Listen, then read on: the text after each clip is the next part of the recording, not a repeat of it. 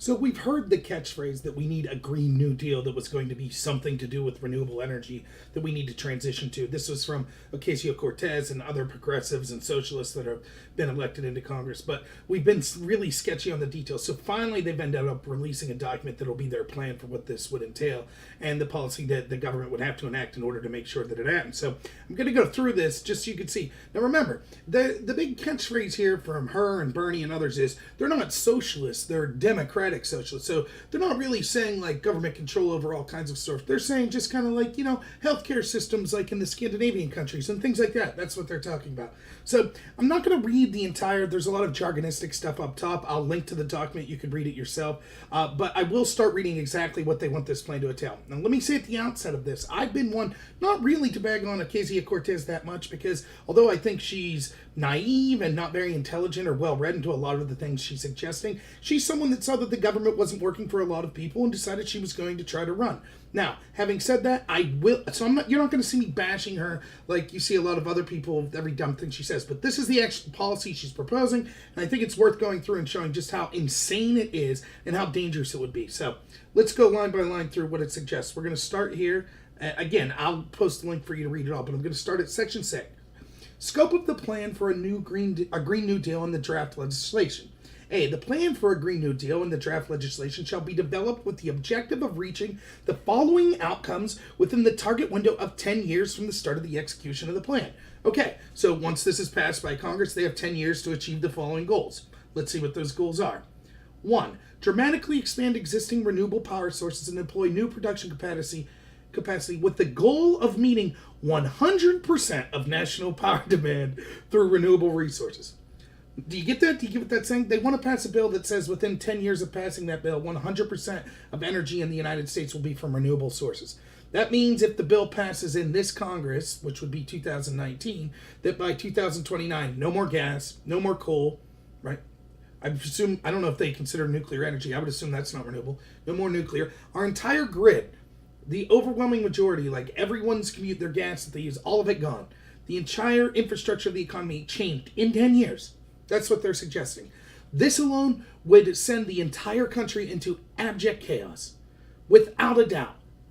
Picture that. Like every day you stop, every day you use electricity in every part of your life, whether it be heating your home, air conditioning, watching a video online like you're doing now, using fossil fuels in your vehicle. You use that every day.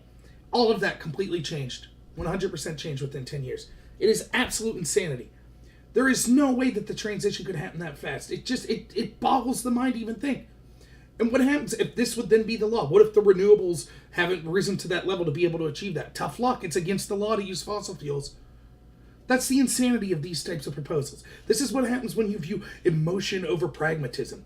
You end up with this kind of, and what do you think? Immediately the stock market crashes immediately. This would be the most unpredictable, insane thing that could possibly happen. The stock market will immediately crash. Investors will stop investing in anything. There'll be immediate runs on the banks as people try to get their money out.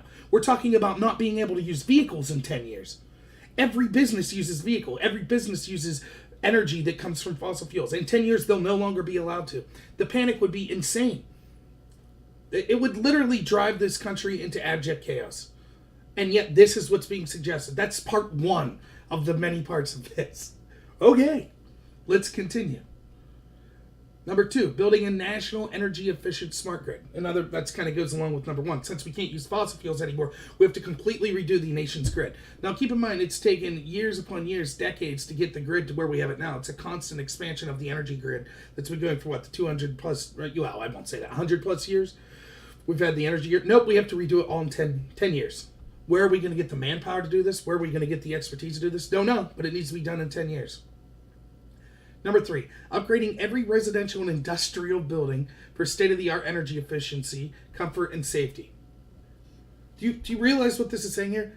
Industrial and residential building has to be upgraded so that it can be energy efficient, be comfort, and safe. I assume that means air conditioning, heating. Every residential building. That means every house in your town, the government has to come through, make sure that the houses are rewired to be able to work off renewable energy and that they attain a level of comfortability with things like air conditioning, I presume, and heat and other things. That is insane. Again, just like the first two parts, this part alone would crush all ability for the United States government to act. It would take every resource we have and then some. What kind of massive scale project are we talking about? In 10 years, which is mandated in the law. Number 4, eliminating greenhouse gas emissions from manufacturing, agricultural, and other industries, including by investing in local scale agriculture and communities across the country. Okay, so what this is saying is we can no longer have any, this says eliminating, so that means 100%.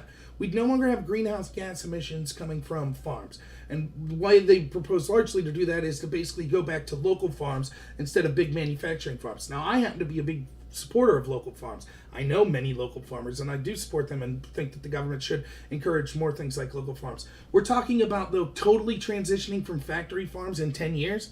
What do you think that does to the food supply? What about all the countries that we send cheap food to? I guess too bad. They just have to starve, right? Because the Green New Deal says we have to totally transition within 10 years. There can't be any greenhouse gases.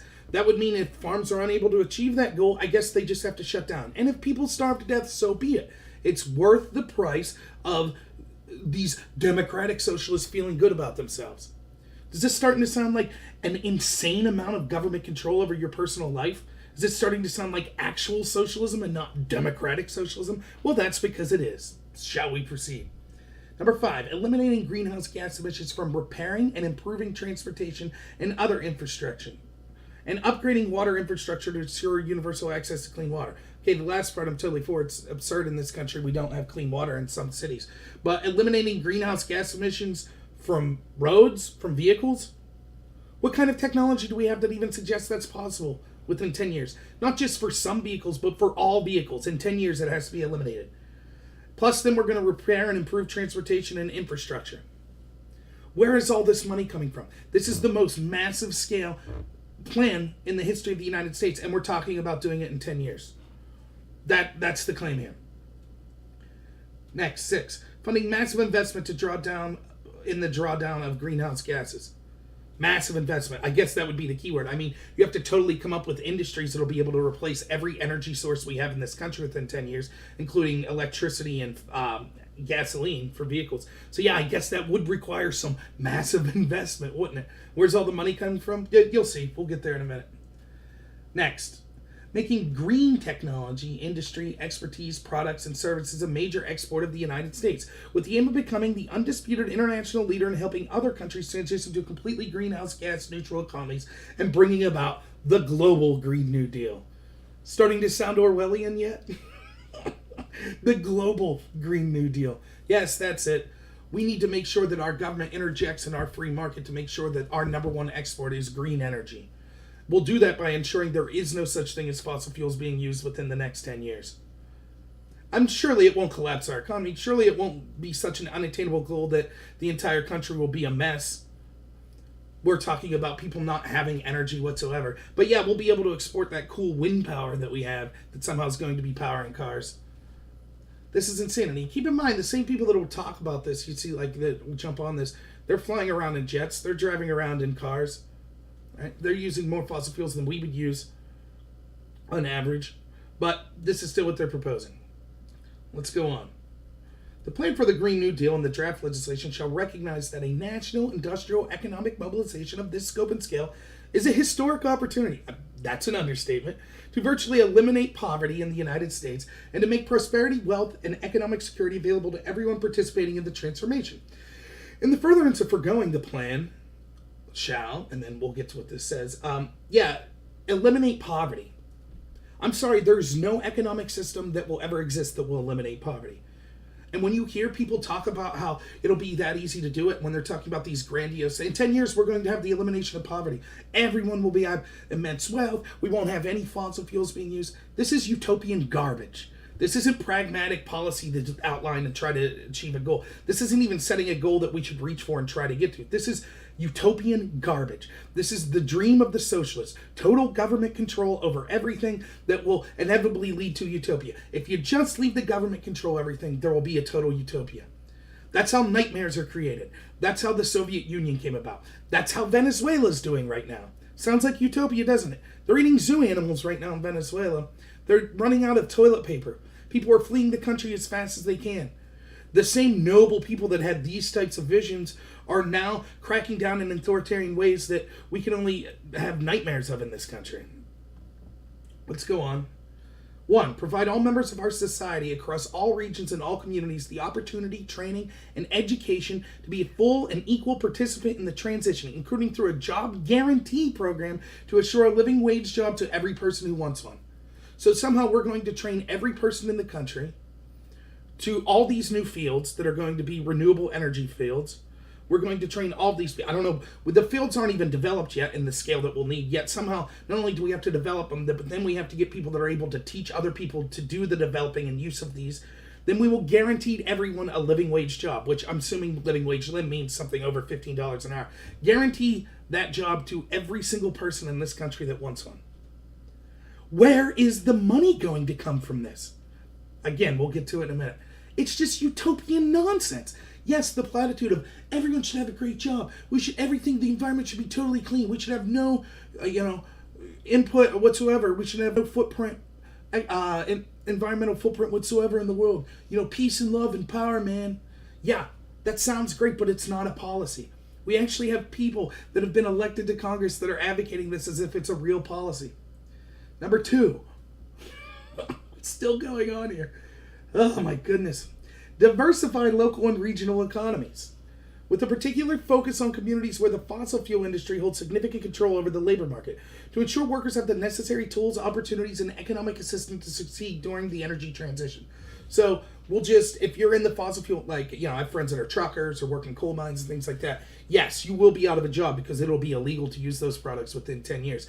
And the government will just pay for you until you can transition to some other equally lucrative field. That's just the way it's going to be. So we'll have the government coming in, like what she said, diversify local and regional economies. So it's going to be the government's job to go in and affect these economies and diversify them. But that's not government control. That's not socialism. The government controlling the economy. That's not socialism. This is democratic socialism, so it's much better. So when you say, could you please show me one socialist economy that's ever worked? Just one? They'll say, oh, no, it's not this type of this type of socialism. It's different. This is good type of socialism. No, it's not. This is socialism. This is giving the government the total control over not only just energy, but the entire economy of the country. Number 3. Requires strong enforcement of labor, workplace safety, and wage standards that recognize the rights of workers to organize and unionize free of coercion, intimidation, harassment, and creation of a meaningful, quality career employment. How can the government mandate that? What does that term mean? Meaningful, quality career employment? What if I don't want to work in the renewable energy sector? What if, to me, meaningful, quality employment means being a coal miner? Well, I can't do that. So how do they meet every person's exact definition of what that means? How will they define what that is? It's just, again, this all sounds great. Pay everyone tons of money for only jobs that they want to do. But that's not the way economies work. For example, is being a custodian, is being a garbage man, is that meaningful quality career employment? So I guess since we're mandating that every person needs that, then if no one wants to be a garbage man, then so be it. No garbage men. That's undignified. Same with tons of other jobs that are dangerous or gross. Remember that show Dirty Jobs? Hey, that's not meaningful, quality career employment. So out of here, right? So who's going to do those jobs? We won't need them. We'll be living in utopia. There is no trash in utopia, right? Number 4. Oh my goodness. Ensure a just transition for all workers, low-income communities, communities of color, indigenous communities, rural and urban communities, and the frontline communities most affected by climate change, pollution, and other environmental harm, including by ensuring the local implementation of the transition is led from the community level and prioritizing solutions that end the harms faced by the frontline communities from climate change and environmental pollution. This is just code word for identity politics. That's what she's saying. And we'll get to it later. When I say she, I shouldn't say this. This isn't just Cortez's plan. This is her group that have come up with this. Let's move on. Not much more need to say there. 5. Protect and enforce sovereign rights and the land rights of tribal nations. Well, what if tribal nations want to use coal or gas? Are they allowed? Or is that immoral for them and we have to go in and say they can't too? It's okay for them to pollute, but not us. Or do we tell them, no, you have to use renewables? 6. Mitigate deeply entrenched racial, regional, and gender-based inequalities in income and wealth, including without limitation ensuring the federal and other investment will be equitably distributed to historically impoverished, low-income, deindustrialized, or other marginalized communities in such a way that builds wealth ownership at the community level. yeah, the gender wage gap and all that crap's a myth, right? You're not talking about equality of opportunity anymore. She's now talking about equality of outcome, which is full-blown socialism. As soon as you start to advocate that, you start to say that people's freedom to choose is eliminated. It no longer matters that you can't look at justifications for why one group people, the average person in one group might make more than the average in another group. It is now the government's responsibility to ensure that those groups are equaled out at the outcome level. That is a disaster. That is government control of an unprecedented level.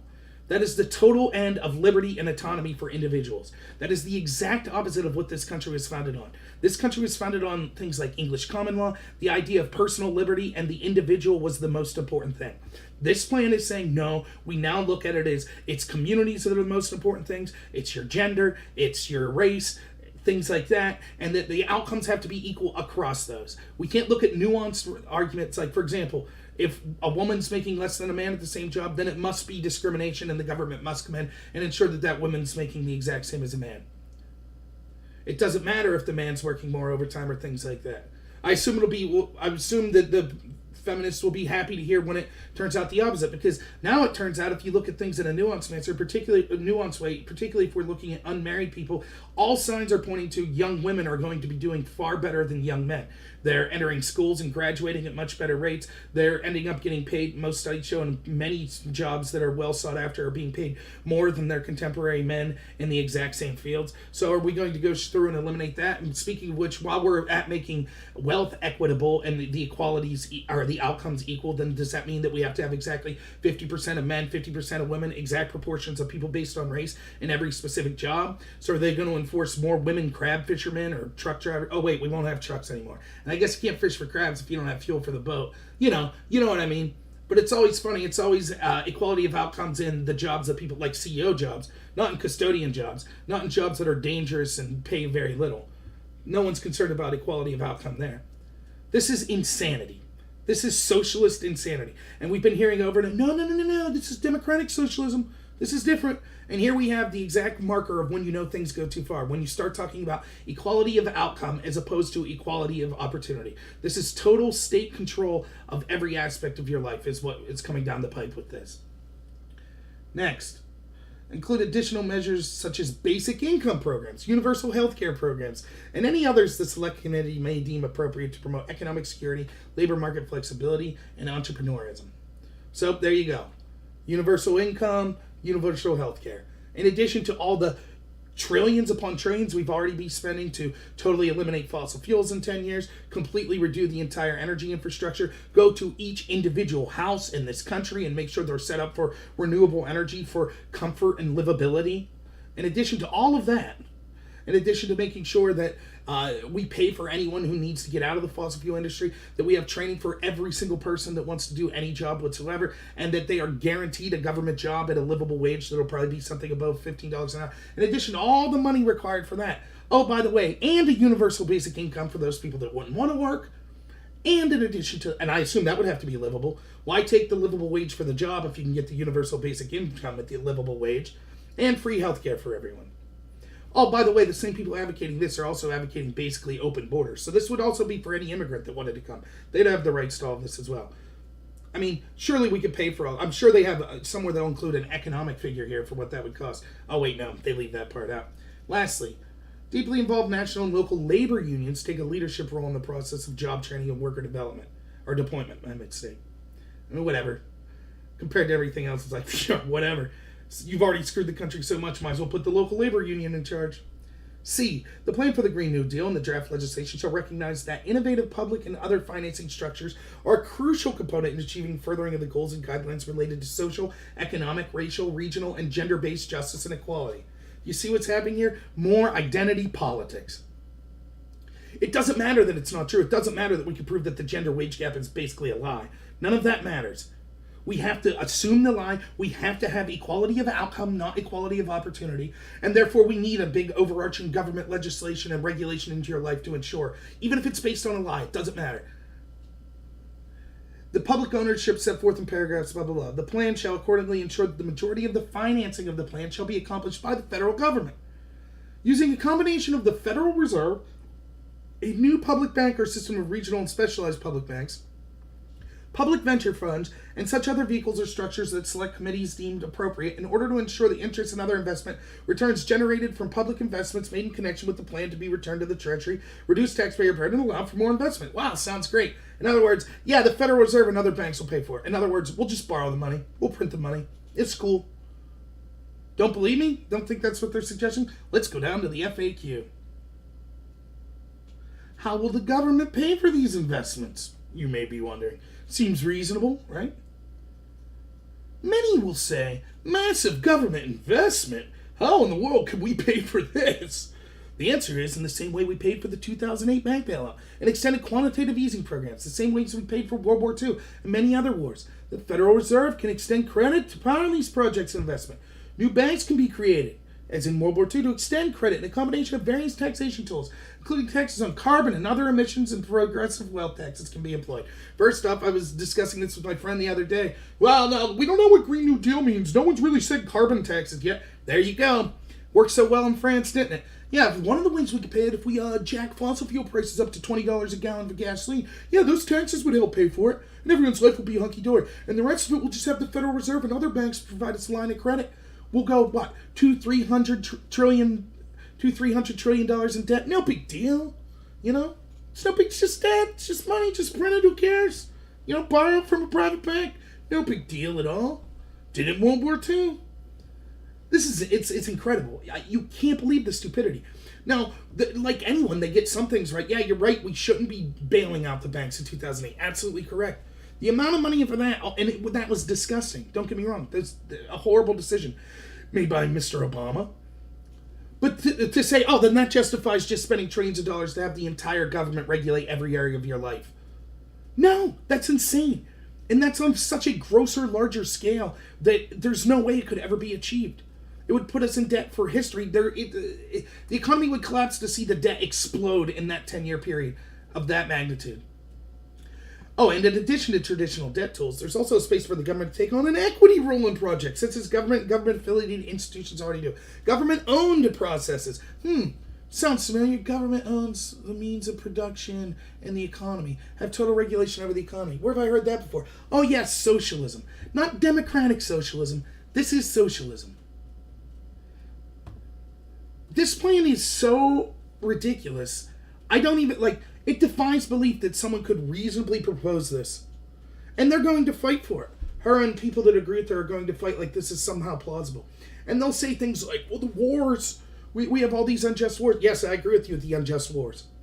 Agreed. We could be spending much less money if we pulled out of places like Afghanistan and Syria. Totally agree with you. That doesn't mean that we can have some fake utopia where we're talking about ending fossil fuels in 10 years and having the government totally regulate equality of outcomes and totally regulate the United States infrastructure grid and economies with universal basic income to everyone. No. Each one of these platforms, each one of those little areas that they're talking about that I addressed are so unfeasible, would cost so much money, it boggles the mind. Yet they're talking about doing 10 of those at once within 10 years. It's absolutely mind-blowing. And there are people, thousands upon thousands of people that are like, yes, this is a great idea. The amount of starvation that would occur of this, people dying because they don't have access to energy, the amount of poverty that this would cause, we see it. Look at Venezuela. Look at the Soviet Union. Look at Mao's China. All in the name of doing good. Every one of those places. It's told over and over again. Milton Friedman said, beware the do-gooder who knows better than you and is willing to regulate your life to do it. That's what the real danger is. I've no doubt that they have good intentions, some of them. But as soon as you give the government this type of massive power, people with bad intentions will take over, just like they did in communist China, just like they did in the Soviet Union. You're literally, we hear over and over, no. Bernie's type of democratic socialism, it's different. It's democratic socialism. It's not socialism. So it's not fair to point to all the socialist failures. Yes, it is. Look at the specifics of what they're planning. You tell me one country that's ever achieved. Now, you might say universal health care. Okay, that's one small period. But we could talk about how where those are accomplished are far smaller economies than the United States with far less diverse populations, with far less going on. But even if you could achieve that one thing, clearly we could all admit to achieve that would be a Herculean effort. It would take a massive overhaul of the United States. lead to massive uncertainty and all kinds of problems in the transition. That's one small fraction of this plan. It's mentioned in passing. One country that has universal income, none ever. One country that succeeded in saying that no fossil fuels could be used, none ever. One country that's existed that said that the government's going to go in and provide jobs, guaranteed jobs to everyone who wants one, and provide the training for that, none ever. That said that they were going to implement equality of outcomes based on things like gender and race, none ever. But we're going to do all this within 10 years. And people think this seems like a feasible plan. Look, mocking Cortez for like some of the dumb tweets she says and things like that, that's all well and good. I don't care. People can do to each their own, right? But I think the best way to out these people is to read the words they put on paper. Let them speak. I would be happy if I was running to debate Cortez or someone like her, someone that was advocating these type of plans. Please, by all means, tell the audience here why it would be a great idea for them not to be able to use fossil fuels in 10 years. Tell them why they need to, in that interim, massively tax fossil fuel usage to help get to the Green New Deal. Please, wouldn't you be happy there are people in the audience paying $12, $13 an hour for gasoline? I mean, it works so well in France. Those people seem really happy that are riding in the streets, right? That was just $9 a gallon. That was the problem. They didn't tax the fossil fuels enough. If they'd have just eliminated the fossil fuels, then everyone would be happy in France. It's utter nonsense. And they talk about fear-mongering. They'll say about how Trump or the Republicans fear-mongering. They're saying we need all of these massive changes or we're all going to die because of the environment, climate change. It's going to kill us all if we don't do all this within 10 years. It's absolute nonsense. So, yeah, I just think that I encourage everyone to read this. It's absolute insanity. I can't believe that they actually took the time to write this out like it's a serious policy proposal. It boggles the mind. We'll just spend money infinitely. No problem. We'll make it back later. Like, I can't even believe that anyone with the slimmest understanding of economics could give this a passing look and not say, who wrote this?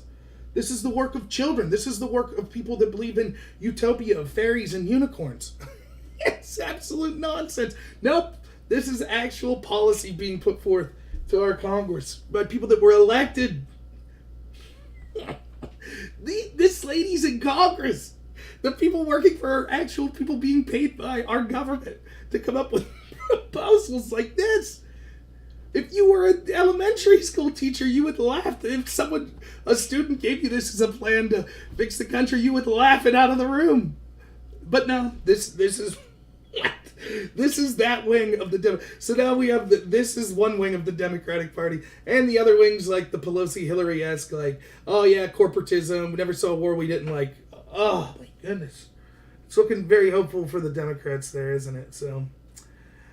Yeah, if you like this video, please like and subscribe. It's as depressing as it was, but check out some of my other videos. I'm going to start putting up more daily. I do live streams every Friday, though I won't be doing one this Friday because of work obligations. But, yeah. And thanks. Like I said, again, recommend me to some other people if you like. So, all right, everyone, have a good one.